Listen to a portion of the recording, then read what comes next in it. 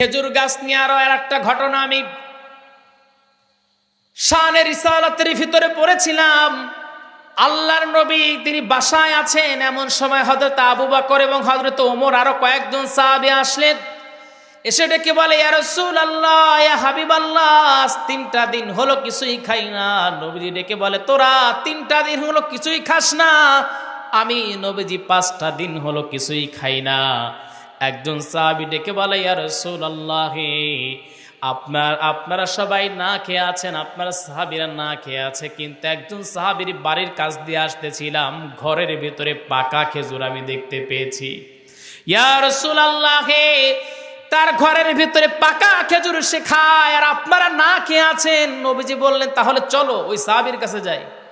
নবীজি রওনা দিয়ে দিলেন। সাহাবীর বাড়ির সামনে যখনই আসলেন, দরজায় নক করলেন।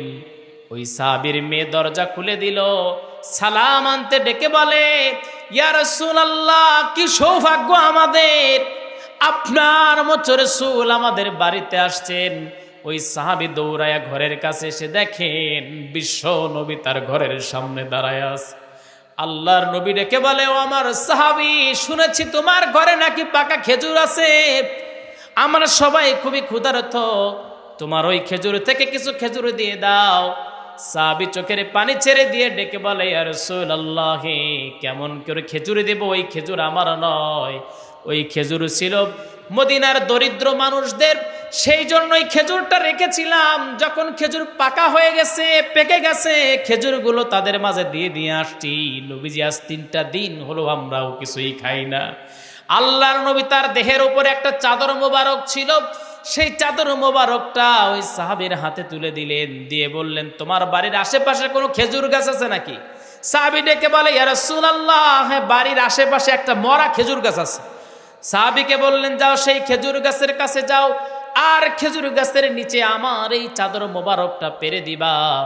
মাটিতে পেরে দেওয়ার পর খেজুর গাছকে বলবা, বিশ্ব নবী আল্লাহর আদেশে খেজুর চেয়েছেন। সাহাবী বলেন, আমি চলে গেলাম, আর গিয়ে দেখলাম মরা খেজুর গাছ, নিচে আমি নবীজির সেই চাদরখানা গিলাফ করা পারলাম। এরপরে বললাম, খেজুর গাছ, জানি তোমার করার কোনো ক্ষমতা নাই, আল্লাহর নবীজি আল্লাহর আদেশে তোমার কাছে খেজুর চেয়েছেন। বলতে দেরি, মৃত খেজুর গাছ তাজা হয়ে পাকা খেজুর পড়তে দেরি হয় না। সাহাবী এবার তাকায়া দেখে অনর্গল খেজুর পড়তেছে। সাহাবী দেখলেন ওই চাদরটা যখন ভরে গেছে, সাহাবী এবার ওই চাদরখানা জড়ায়া তিনি নবীজির কাছে আসলেন। আল্লাহর নবী ডেকে বললেন, ও সাহাবী, খেজুর গাছের অবস্থান কি? নবীজি, খেজুর গাছ ওই জায়গায় যখন খেজুর পড়তেছিল আমি চাদরখানা নিয়ে আসলাম। আল্লাহর নবীজি বললেন, তুমি যদি ওই চাদরখানা যদি নিচ থেকে কোনোদিন না তুলতা, আমার চাদরটা যদি কিয়ামত পর্যন্ত জমিনে থাকতো, কিয়ামত পর্যন্ত ওই খেজুর গাছ থেকে খেজুর অনর্গল পড়তো। আল্লাহু আকবার।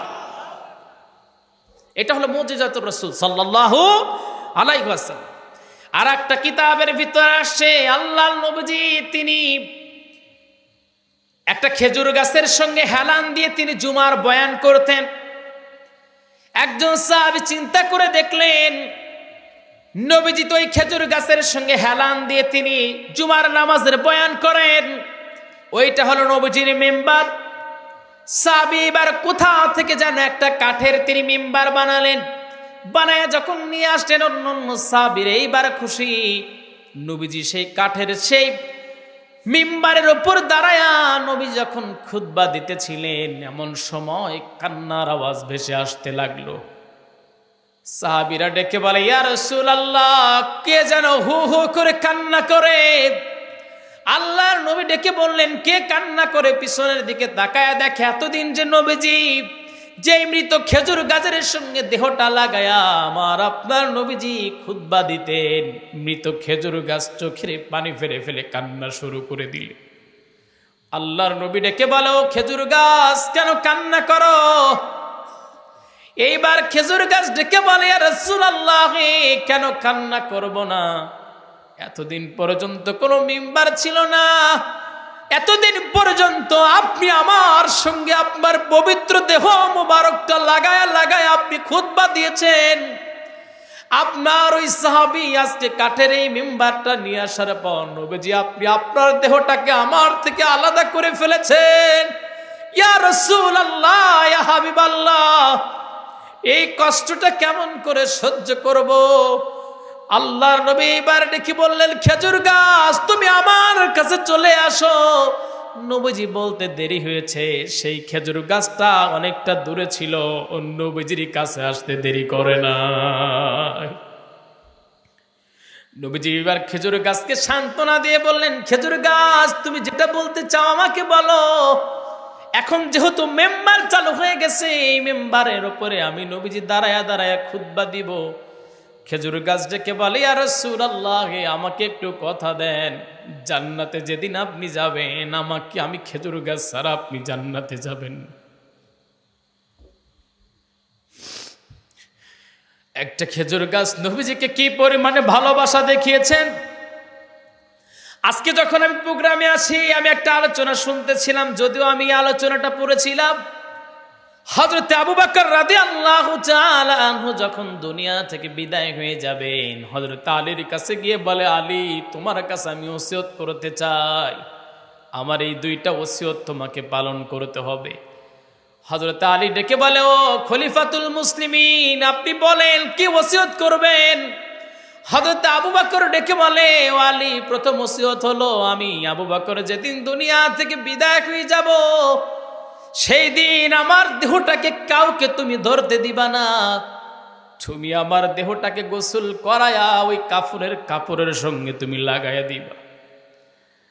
এই জন্য তুমি আমার দেহটাকে গোসল তুমি করাবা ও আলী। কারণটা হলো, আমার নবীজি দুনিয়া থেকে বিদায় হয়ে যাবার পর আলী তুমি নিজ হাত দিয়া আমার নবীজিকে গোসল করাইয়া দিয়েছিলে। যেই দেহটা তোমার হাতের সঙ্গে লেগেছে, তোমার হাতটাই তো দামি হয়ে গেছে ও আলী, ওই হাতটা দিয়া আমারে গোসল করাইয়া দিবা।